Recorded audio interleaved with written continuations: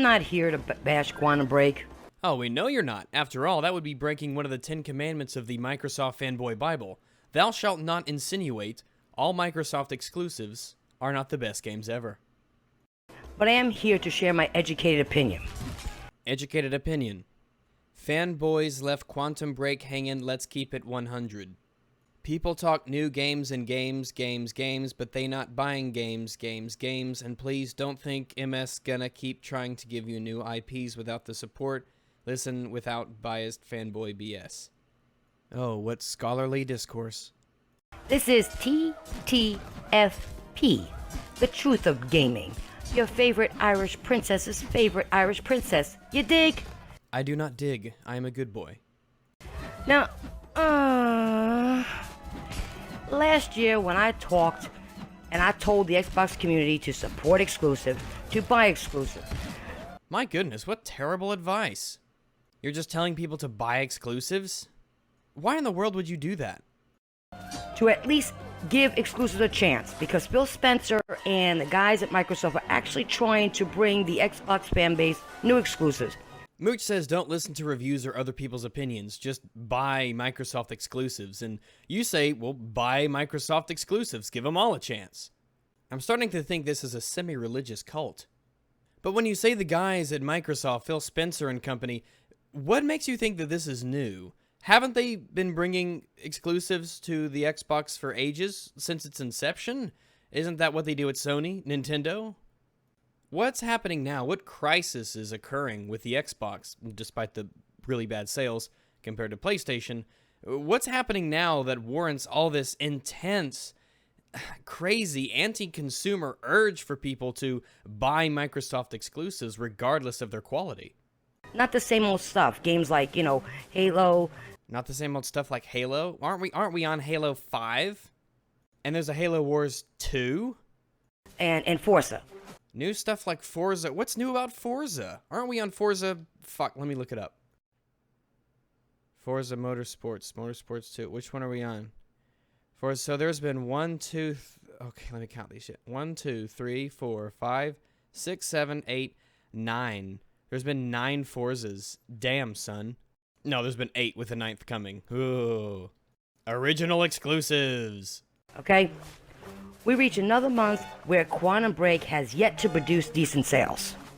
Well, maybe if Quantum Break was better than a mediocre experience, more people would have bought it.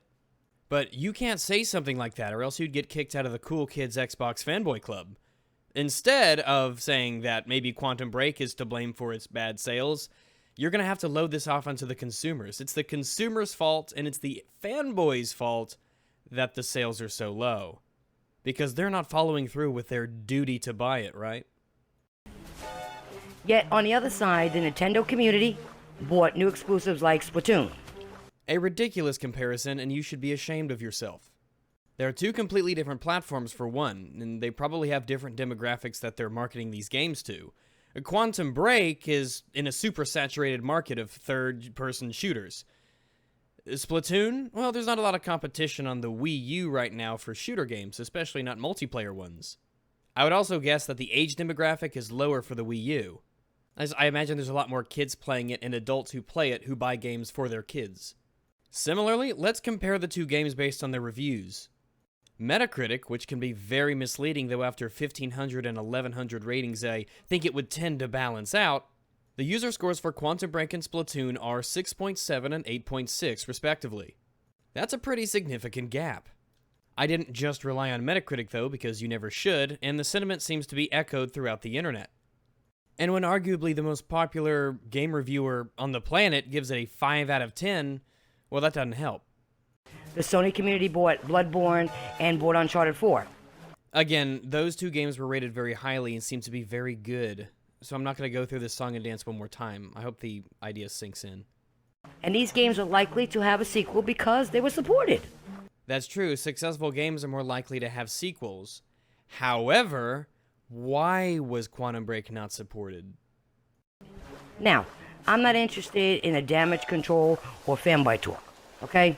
Please don't insult the intelligence of people watching this video that you are not in those circles, because it's very obvious that you are.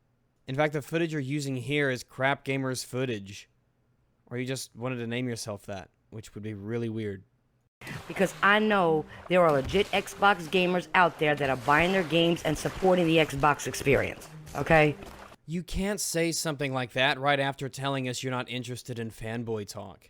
What do you mean, legit Xbox gamers? You're only a legitimate Xbox gamer if you support exclusives despite what their reviews are, despite what the gameplay is, despite how good or good it isn't? Because that is practically the definition of fanboyism. And I'm one of them. Oh, don't worry, we know.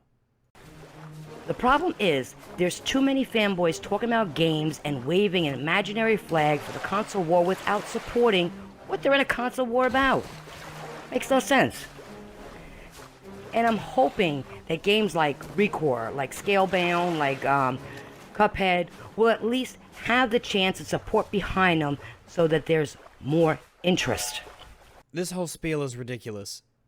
What you are saying here is that people who partake in the Xbox, PlayStation, battle war, whatever, these console wars, you are saying it is practically their duty, it is practically their obligation to purchase these games to encourage the developers and producers and whatnot to make sequels for the game to add to the list of exclusives that your side has.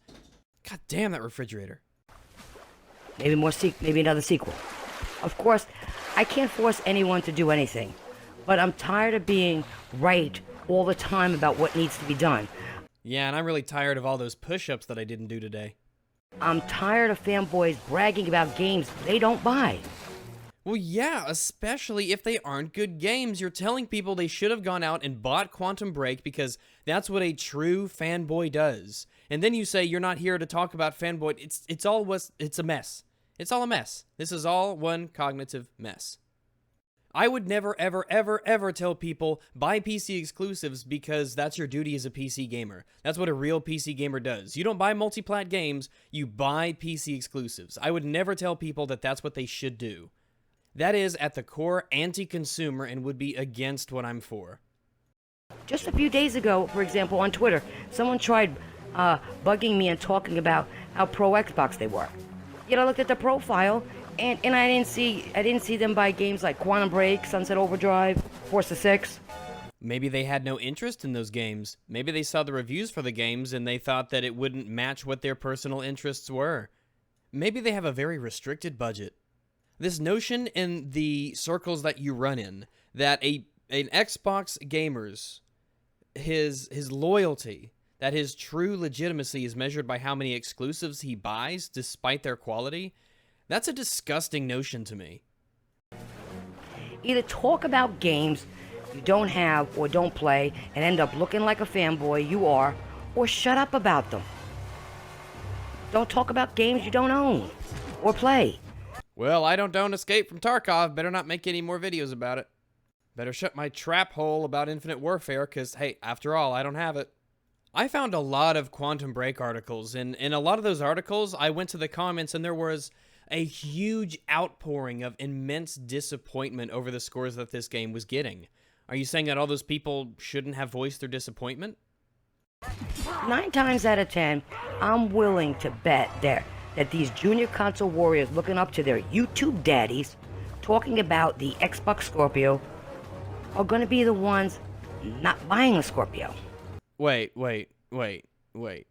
Not only are you saying you're not a proper Xbox fan if you don't buy the Scorpio, you're saying that they're not even proper fans of YouTubers that they follow if they don't buy the Scorpio either. Oh my god. No true Scotsman, am I right? If this is how you treat people inside of your own little community, I can see why it's so tight-knit and small. If that's what it's called. A matter of fact, anyone talking about games they're not going to buy from any fan base needs to shut up. I vehemently disagree. I think that anyone who has a reasonable, reason that they didn't buy something, if it's because the gameplay trailer looked disappointing, it's because they noticed something, if they said that there are mechanics that have been stripped out, if they say that the quality has been toned down, if you have a reason, a legitimate reason for not buying a game, I think you should voice what those reasons are. Voice your concerns to your fellow consumers. Okay? Honestly. This is the Titanfall Princess. I'm out. Later. I am sensing a recurring theme, and it is a theme that is extremely obvious when you go to the PlayStation, the Microsoft, hell, maybe even the Nintendo fanboys who all partake in this console war. This recurring theme, this recurring mantra, this recurring idea that keeps being put out, that is incredibly anti-consumer, that is incredibly pro whatever company it is that owns your Xbox or your PlayStation or whatever, your game box. This message is very simple. Buy exclusives, period. End of sentence.